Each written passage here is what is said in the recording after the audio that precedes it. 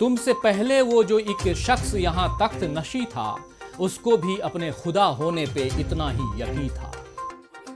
नमस्कार, मैं हूं राजीव और आप देख रहे हैं घूमता हुआ आईना।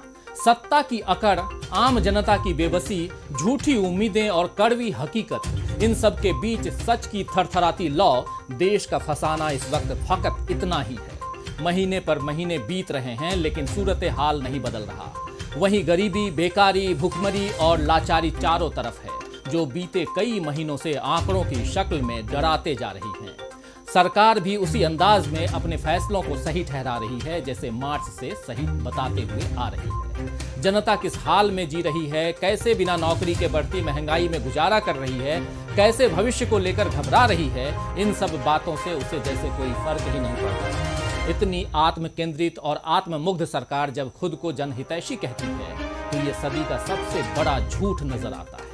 इधर सच और झूठ या कह लें कि गलत या सही को लेकर के मान अपमान की एक लड़ाई अदालत में भी चल रही है, जिस पर सारे देश की निगाहें टिकी हुई हैं, क्योंकि इस मामले में जो भी फैसला आएगा वो भारत की न्याय व्यवस्था में एक जबरदस्त मोड़ लाएगा। वैसे बॉम्बे हाईकोर्ट ने एक ऐसा फैसला सुनाया है जो ये बताता है कि कैसे अपनी जिम्मेदारी से बचने के लिए सत्ता और उसका पिट्ठू मीडिया कमजोरों को बलि का बकरा बनाया है। तो आज आईने की नजर से पड़ताल करेंगे सरकार के तरक्की के झूठे वादों और निजीकरण के खेल की, देश में निराश होते युवाओं की और न्यायिक दुनिया में उठी नई लहर की। तो सबसे पहले बात करते हैं अदालत के सामने खड़े हुए प्रशांत भूषण की। आइए समझते हैं कि आखिर क्या है मामला और क्या कहना है कानून के जानकारों का। देश के जाने माने वकील और सामाजिक कार्यकर्ता प्रशांत भूषण इस वक्त अदालत की अवमानना के दोषी ठहराए जा चुके हैं और अदालत ने उन्हें 24 अगस्त तक माफी मांगने का वक्त दिया है। इसके बाद उन्हें सजा सुनाई जाएगी। हालांकि प्रशांत भूषण ने कहा कि उनका बयान पर्याप्त सोच समझ के बाद दिया गया है। उन्होंने कहा कि मुझे अपने बयान पर पुनर्विचार नहीं करना है, इसीलिए मुझे विचार करने के लिए समय देने का कोई उपयोगी उद्देश्य नहीं होगा। उन्होंने कहा कि मेरे ट्वीट कुछ भी नहीं थे, बल्कि हमारे गणतंत्र के इतिहास के इस मोड़ पर, जिसे मैं अपना सर्वोच्च कर्तव्य मानता हूँ, उसे निभाने का एक छोटा सा प्रयास था। मैंने बिना सोचे समझे ट्वीट नहीं किया था। ये मेरी ओर से निष्ठा रहित और अवमाननापूर्ण होगा कि मैं उन ट्वीट्स के लिए माफी की पेशकश करूं, जिन्होंने उन्हें व्यक्त किया, जिन्हें मैं अपने वास्तविक विचार मानता रहा हूं और जो अब भी हैं। इसीलिए मैं केवल विनम्रतापूर्ण वही कह सकता हूं जो राष्ट्रपिता महात्मा गांधी ने अपने ट्रायल में कहा था। मैं दया नहीं मांगता, मैं उदारता की अपील नहीं करता। इसीलिए मैं यहाँ हूँ। इसीलिए किसी भी दंड जो कि न्यायालय ने अपराध के लिए निर्धारित किया है के लिए मुझे कानूनी रूप से दंडित किया जा सकता है, और जो मुझे प्रतीत होता है कि वो एक नागरिक का सर्वोच्च कर्तव्य है। प्रशांत भूषण के माफीनामे के इस इनकार ने बहुतों को प्रभावित किया और उनकी तुलना महात्मा गांधी से लेकर नेल्सन मंडेला तक से होने लगी, लेकिन इसे प्रशांत भूषण ने गलत बताया। उन्होंने ट्वीट किया कि मेरे ट्वीट्स के लिए माफी मांगने से इनकार करने और गांधी का हवाला देने से कुछ लोगों ने गांधी और मंडेला के साथ मेरी तुलना करना शुरू कर दी है। ये गलत है। वे लंबे संघर्ष और बलिदान के कारण महान बन गए। मैंने इनकी तुलना में कुछ नहीं किया। मेरी हिम्मत अनगिनत लोगों के समर्थन के कारण है।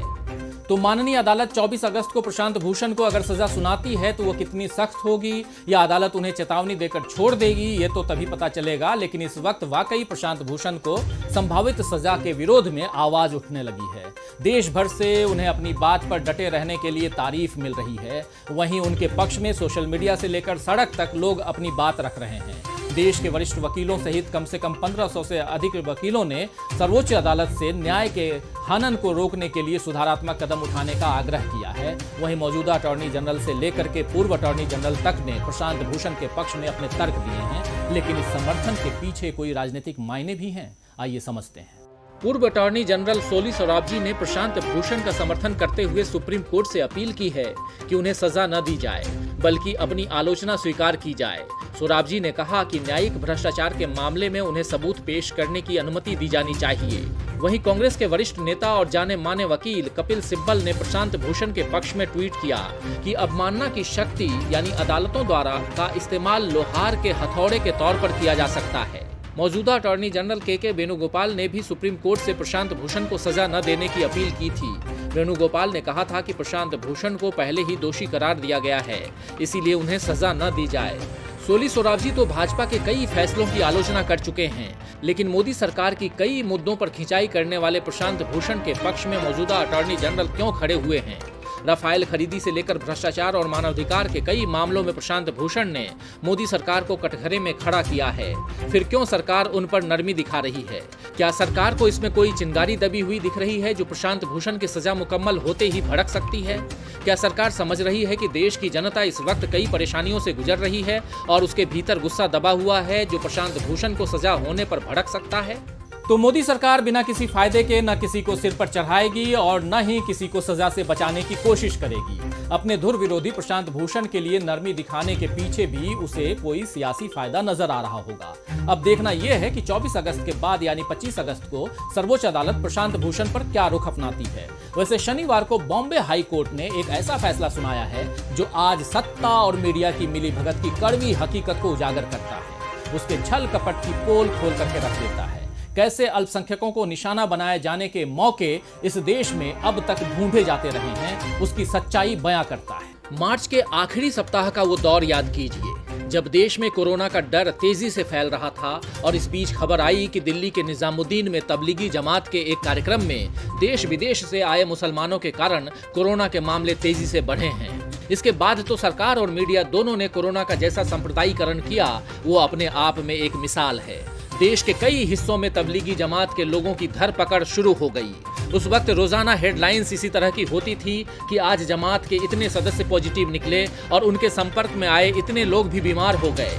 इसके बाद सांप्रदायिकता का खून चख चुके मीडिया ने इसे आदमखोर शेर की तरह लपक लिया। कई दिनों से किसी मुद्दे पर हिंदू मुस्लिम डिबेट न कर पाने की उसकी निराशा जोश में बदल गई।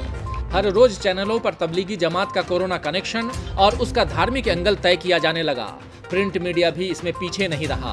क्वारंटीन सेंटर में किस तरह तबलीगी जमात के लोग कहीं मांसाहारी खाना मांग रहे हैं तो कहीं खुले में शौच कर रहे हैं, ऐसी झूठी खबरें छपने लगीं और सोशल मीडिया की ट्रोल आर्मी भी अपने आकाओं का हुक्म बजाने में कहीं पीछे नहीं रही। फैक्ट चेक करने वाली एक वेबसाइट फैक्टली के संस्थापक राकेश डुगबुडू ने तब बताया था कि मार्च महीने के मध्य से देश में सोशल मीडिया में कोविड-19 के बारे में तूफान की तरह फेक न्यूज में बढ़ोतरी हुई है। डुगबुडू ने कहा था कि अभी हाल तक कोविड-19 से संबंधित अधिकांश फर्जी खबरों का स्वर धार्मिक नहीं था, लेकिन 30 मार्च से सोशल मीडिया पर इस्लामोफोबिक फर्जी खबरों में अचानक से तूफान की तरह वृद्धि हुई है, मानो कोई पहले से ही तैयारी करके बैठा हो। खैर, जब से निजामुद्दीन की घटना पब्लिक डोमेन में आई तब से मुस्लिम समुदाय को निशाना बनाने वाली फर्जी खबरों की बाढ़ आ गई है।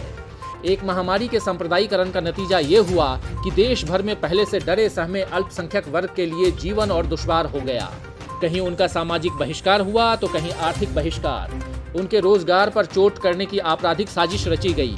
उन्हें मानसिक और शारीरिक तौर पर प्रताड़नाएं दी गईं। सरकार की नाक के नीचे ये सब होता रहा और सरकार भी कोरोना का प्रसार रोकने में अपनी गलती देखने की जगह तबलीगी जमात का तमाशा बनते देखती रही। लेकिन अब बॉम्बे हाई कोर्ट की औरंगाबाद बेंच ने दिल्ली के निजामुद्दीन मरकज में तबलीगी जमात मामले में देश और विदेश के जमातियों के खिलाफ दर्ज FIR को रद्द कर दिया है। कोर्ट ने कहा कि इस मामले में तबलीगी जमात को बलि का बकरा बनाया गया। कोर्ट ने साथ ही मीडिया को फटकार लगाते हुए कहा कि इन लोगों को ही संक्रमण का जिम्मेदार बताने का प्रोपेगेंडा चलाया गया। ऐसा माहौल बनाने की कोशिश की गई जिसमें भारत में फैले संक्रमण का जिम्मेदार इन विदेशी लोगों को ही बताने की कोशिश की गई। घाना, तंजानिया, बेनिन और इंडोनेशिया जैसे देशों के आरोपी नागरिकों द्वारा दायर 3 अलग अलग याचिकाओं की सुनवाई कर रही पीठ ने कहा कि तबलीगी जमात के खिलाफ दुष्प्रचार अवांछित था। जमात 50 साल से गतिविधि चला रही है। भारत में कोविड-19 के संक्रमण के हालात और ताज़ा आंकड़े बताते हैं कि याचिकाकर्ताओं के खिलाफ ऐसी कार्रवाई नहीं होनी चाहिए थी। तो बॉम्बे हाई कोर्ट की इस टिप्पणी ने समाज को मौजूदा सरकार और आज के मीडिया का असली चेहरा दिखा दिया है। ये बता दिया है कि कैसे अपने फायदे के लिए सत्ता ने मीडिया के जरिए देश को गुमराह करने की कोशिश की और कैसे मीडिया ने जन जागरण के अपने कर्तव्य को किनारे करके सत्ता के इशारों पर नाचना कबूल कर लिया। चिल्ला चिल्ला करके देश से जवाब मांगने वाले एंकरों का मानसिक दिवालियापन इस टिप्पणी ने उजागर कर दिया है। कम से कम अब समाज को यह समझ जाना चाहिए कि देश के नंबर 1 चैनल होने का दावा करने वाले न्यूज चैनलों में दिखाई जाने वाली हर तस्वीर सच नहीं होती। उनकी कही हर बात पत्थर की लकीर नहीं होती। केवल चिल्लाने से कोई देशभक्त नहीं हो जाता और केवल सवाल पूछने से कोई देशद्रोही नहीं हो जाता। हिंदुस्तान के नाम पर रोजाना हिंदू मुस्लिम का तमाशा खड़ा करने वाले ये एंकर अगर वाकई सच का साथ दे रहे होते तो कभी कोई सवाल सरकार से भी कर लेते। हर वक्त उसके प्रवक्ता की तरह बात नहीं कर रहे होते। जितनी दिलेरी वो अपने स्टूडियो में कैमरे के सामने दिखाते हैं, अगर सच में बहादुर होते तो सरकार से पूछते कि एक महामारी की आहट सुनने के बाद भी उसने एहतियाती कदम क्यों नहीं उठाए, क्यों देश की अर्थव्यवस्था को नहीं संभाला और अब सब कुछ बेचकर किसका भला करने निकली है सरकार, क्यों अपनी हर जिम्मेदारी से पल्ला झाड़ लेना चाहती है सरकार। मोदी जी 2014 में सत्ता में आने से पहले जनता से कहते थे कि आपने उन्हें 60 साल दिए, हमें 60 महीने दीजिए। सत्ता के 60 महीने यानी 5 साल में वो भारत को दुनिया के नक्शे के शीर्ष पर पहुंचाना चाहते थे। जब वो कहते थे कि 60 साल में पिछली सरकारों ने कुछ नहीं किया तो उनका मतलब कांग्रेस और उनमें भी नेहरू गांधी परिवार की सत्ता से होता था। हालांकि 60 सालों में एनडीए समेत दूसरी गैर कांग्रेसी सरकारों का भी शासन रहा। वैसे 60 सालों में देश ने जो तरक्की की उसकी बुनियाद नेहरू जी के समय पड़ी और बाद में शास्त्री जी से लेकर इंदिरा गांधी और राजीव गांधी तक ने उसे आगे बढ़ाया। इस दौरान देश में कई सार्वजनिक उपक्रम यानी पीएसयू खड़े हुए। बिजली, संचार, खेती, शिक्षा, स्वास्थ्य, हर तरह से हम सचमुच आत्मनिर्भर बने। लेकिन नरसिम्हा राव के वक्त बाजार को खोलने का काम शुरू हुआ और जो आर्थिक नीतियां उस वक्त बदली गईं, उसे बाद की सरकारों ने भी जारी रखा। इसका नतीजा ये हुआ कि देश में निजी क्षेत्र के कारोबारियों का दबदबा बढ़ना शुरू हुआ। सत्ता से उनके संबंध पहले भी होते थे, लेकिन उसमें एक दूरी और गरिमा बनी हुई थी। लेकिन मोदी सरकार के आते आते ये दूरी एकदम खत्म हो गई, बल्कि प्रधानमंत्री की पीठ पर देश के दिग्गज उद्योगपति का हाथ आ गया। नेहरू जी ने जिन उद्योगों और कारखानों के जरिए भारत को अपने पैरों पर खड़ा करने की कोशिश की थी, मोदी सरकार ने उन सब के निजीकरण का काम शुरू कर दिया। संचार, बिजली, तेल, सड़क निर्माण, शिक्षा, स्वास्थ्य, इन सब पर निजी क्षेत्र हावी हो ही गए हैं। अब रेलवे स्टेशन, ट्रेनें, एयरपोर्ट, बैंक, इन सबको भी निजी हाथों में देने की तैयारी सरकार ने कर ली है और इसके पीछे घिसा पिटा सा कारण है कि ये सब घाटे में है। लेकिन इन्हें घाटा क्यों हो रहा है, क्यों सरकार इन्हें चला नहीं पा रही है, ये सवाल कोई पूछ नहीं रहा है। मोदी जी ने इस मुसीबत के वक्त में जो 20 लाख करोड़ के राहत पैकेज की घोषणा की, उसमें भी आम आदमी का तो कुछ भला नहीं हुआ, लेकिन कॉरपोरेट घरानों की 5 उंगलियां घी में और सिर कड़ाही में रहे, इसका इंतजाम हो गया।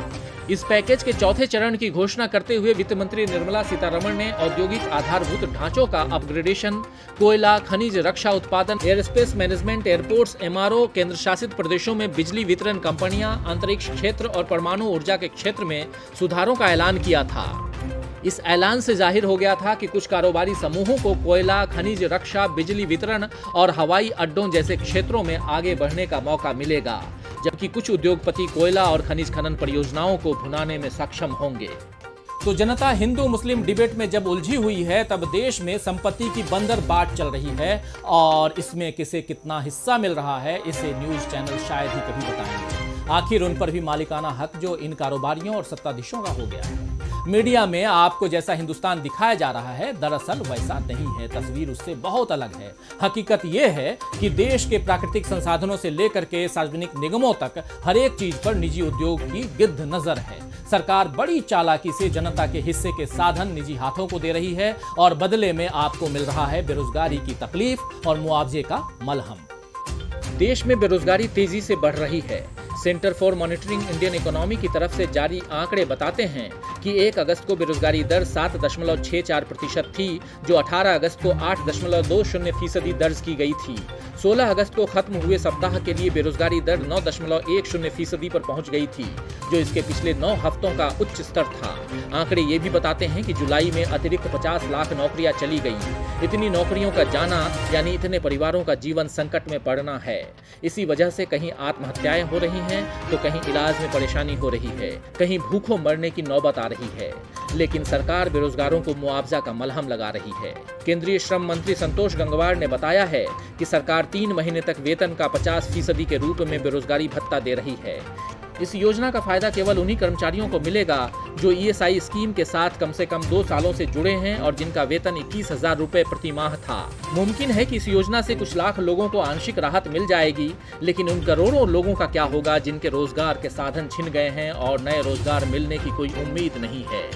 तो सच और झूठ में अक्सर बारीक सी लकीर होती है। इसीलिए पहचानना कठिन हो जाता है, मुश्किल हो जाता है। लेकिन मोदी सरकार में तो झूठ का पहाड़ इतना बड़ा बन चुका है कि उसे पहचानने में कोई खास मेहनत नहीं करनी पड़ेगी। बस आंख कान खोलकर सच्चाई सुनने और देखने का जज्बा होना चाहिए। सरकार की भक्ति और देशभक्ति में फर्क जिस दिन समझ में आ जाएगा, उस दिन सच और झूठ, सही और गलत की पड़ताल करना भी बहुत आसान हो जाएगा। खैर, शायर आबिद अदीब ने ठीक ही फरमाया है कि जिन्हें ये फिक्र नहीं सर रहे न रहे, जिन्हें ये फिक्र नहीं सर रहे न रहे, वो सच ही कहते हैं जब बोलने पे आते हैं। तो आज के लिए बस इतना ही।